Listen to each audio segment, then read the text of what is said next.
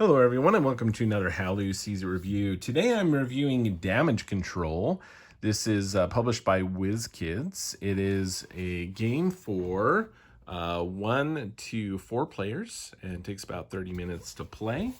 They say 14 and up. That seems a little excessive to me.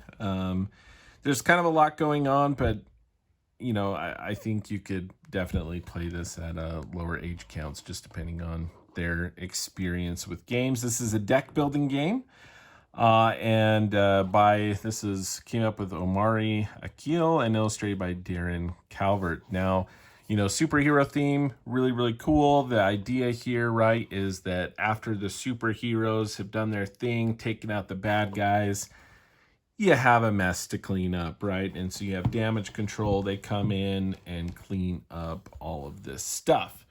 So this is the deck building kind of element of this game. And as I initially played this, there's a lot of similarities, it reminded me of Valley of Kings, which is an excellent deck building card game that came out a while ago, I think published by AG at the time. Very, very cool deck building game. And there were some concepts in here that were very reminiscent of that. We have a cool superhero theme, and instead of like Valley of the Kings, you had, a lot of deck building card games have basically, like Dominion, for example, you have set cards and they have prices and they're available to you until that stack is gone maybe, but you can kind of pick and choose.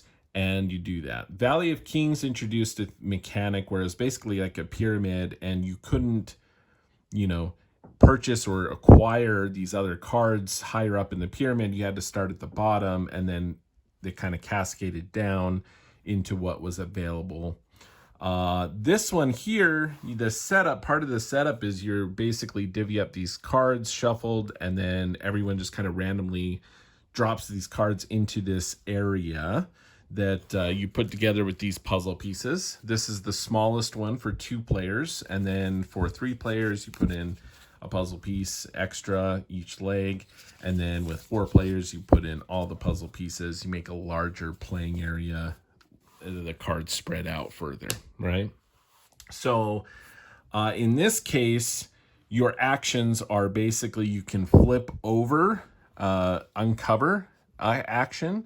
You can basically uncover one of these cards in this the rubble area, but you have to be able to see the whole symbol in the middle. So actually, if this was like this, I wouldn't be able to uncover this card.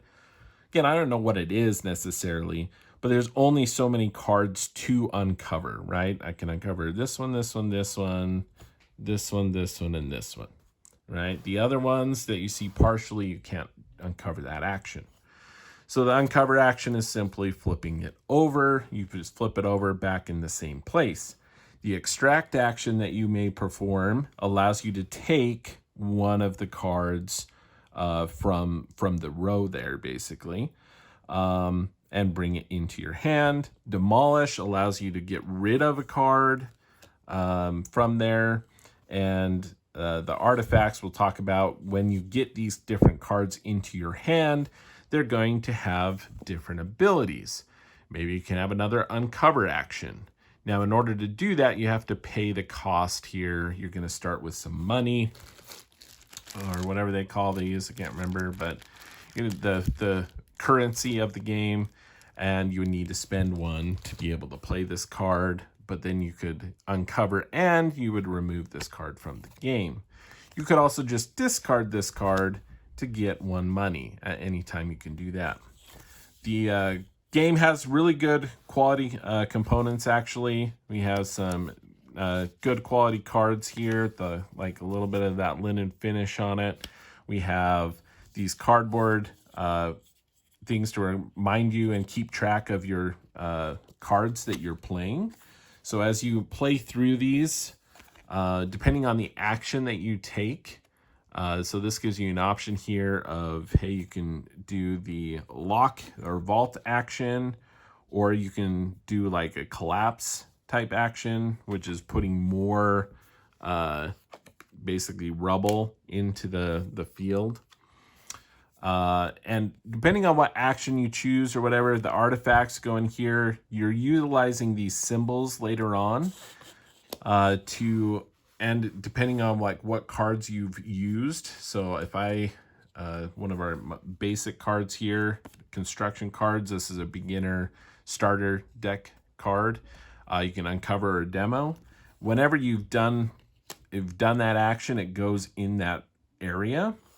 And then you have these hero cards that at the end you're able to, of the phase or round, you're able to kind of recruit heroes. But it's based on the action cards and the artifacts that you've utilized. Some of the artifacts have these different symbols. So Shuri here you need to have this world symbol and this other helmet type symbol. If you have those in your play area, then you're able to basically bring on Shuri.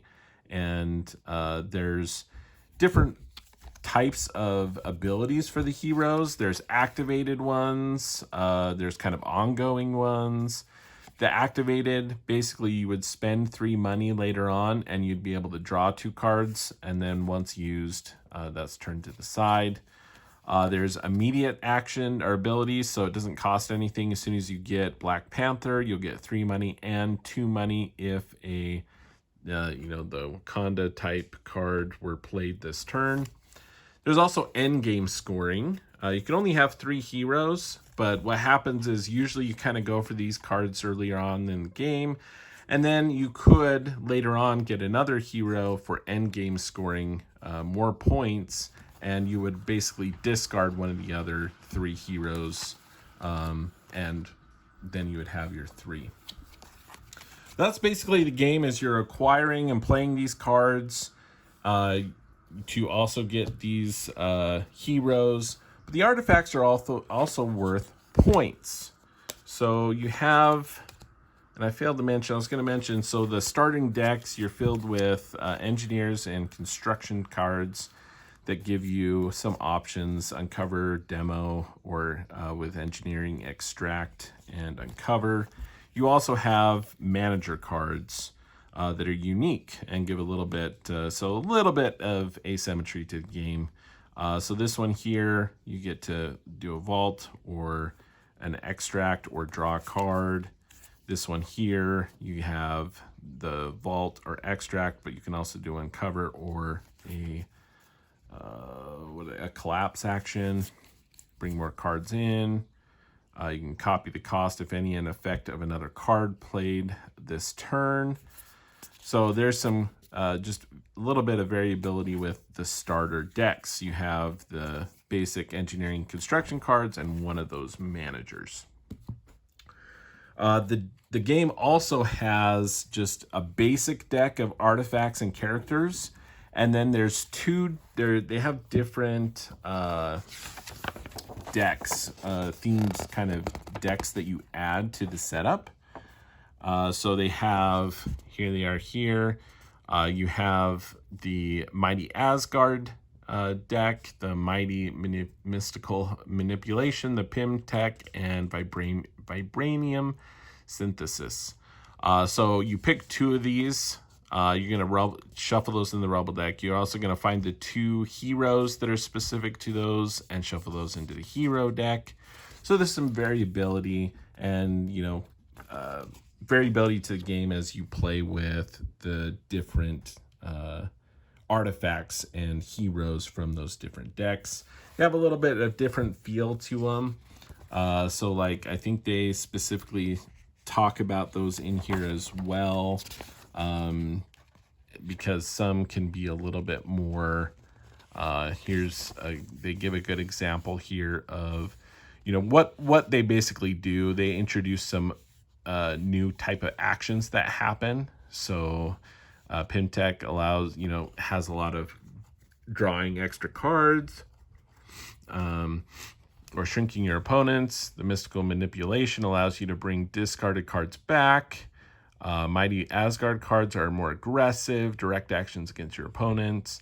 The Vibranium Synthesis adds more card interactions for advanced players.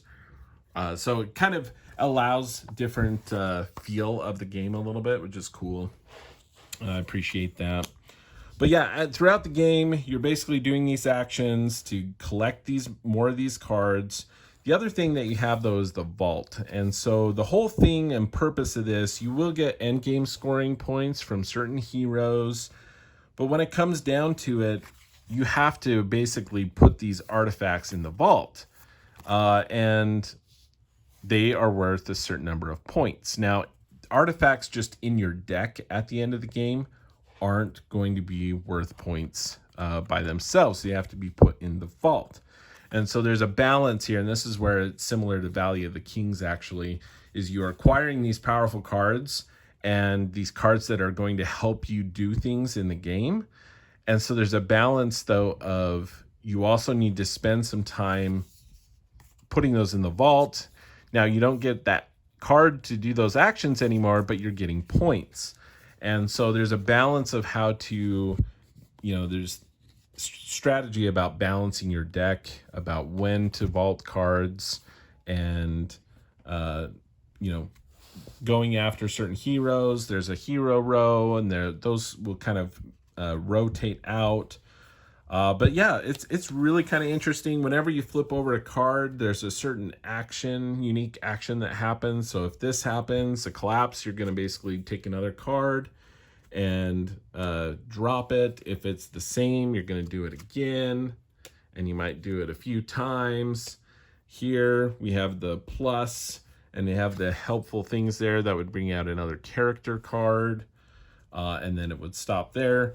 But there's these different events, a collapse in character, and then you have the 4 different kind of decks that we talked about, and that's where it introduces some of the more options as these cards are uncovered. There's the different artifact types. There's reference on the different actions that we talked about there. And so just kind of a feel. I'm not going to go over all the rules, but that's kind of the feel of the game as you're playing these. You're uncovering this. The game is going to end when basically the hero deck runs out or all of the cards from the rubble area are gone. At that point, you're going to add up your victory points, which are going to be from the cards that you were able to put into the vault, any in-game scoring from like your heroes. Look at this one for an example. This will give you 2 points for every Mighty Asgard card in your possession at the end of the game. So that would give you some points there, even if just in your hand. They wouldn't need to be in your vault, so you'd be trying to get all of the Mighty Asgard cards if you had Thor. And yeah, so it's a good deck building game. I think it's pretty cool. I like the mechanic of getting cards and the balance of, hey, I'm utilizing these cards to do cool things. But at some point, I also need to start putting them in the vault before the game ends, or else I'm not going to actually get any points from them. So there's that cool, and it takes actions to put things in the vault. You need to have the vault action, or you can spend money to put cards in the vault. So it's very, very cool. I would say, though, that I would play this only multiplayer. So I did test out the solo. They have a solo challenge mode. They list it 1 to 4 players. And there's a little bit unique things here. So instead of things like when you have cards that affect other players, they actually affect you. You also cannot spend 6 coins to do the vault action. You actually have to use cards that have the vault action. While that's all good and dandy, when I went through the solo experience, I was able to just kind of dominate. Like it says that you win if you get 20. You want 20 points. And I had like 40 something. I don't know. It was crazy. And it's just, I don't think it worked very well as a solo experience. Like, kudos to them, I guess, for trying to provide that opportunity, but I just didn't feel like it worked very well as a solo experience. So I would only play this. I'm not going to play the solo mode again. it just wasn't a very challenging or rewarding experience for me as I went through that. The multiplayer, though, I think does work well, and it's a good solid deck builder. There is some randomness as what cards come up, so to be able to purchase, and that could be a little frustrating for those who are expecting more of a deck builder where you get to choose like your cards and strategy. I mean, there's certain strategies that you will want to try to pursue, but sometimes the cards just don't come up in the right order. People take them, and so it could be a little bit more challenging to do it that way. I do like the mechanics. Again, it reminded me a lot of Valley of the Kings, and honestly made me just want to play Valley of the Kings again. But I think the theming of it's pretty good, and I think it plays well. And I do like the uniqueness of the card, opportunities to acquire cards being different, and the idea that it's rubble, and there's some cool unique elements to it. And so I think if you enjoy the superhero theme and looking for a fun deck builder to play multiplayer with other people, I think this is great. Again, I wouldn't recommend this if you're looking at this just for the solo experience. I didn't really enjoy that myself. But yeah, that is Damage Control. If you have any questions, go ahead and put them in the comments below, and I'd be happy to answer those. If you want me to do a solo run through or a playthrough or something, put that in the comments below. Get enough response, maybe we'll do something like that. But yeah, this is one of the newer games coming out from WizKids, Damage Control. Fun Marvel deck builder, pretty unique. And that is how Lou sees it.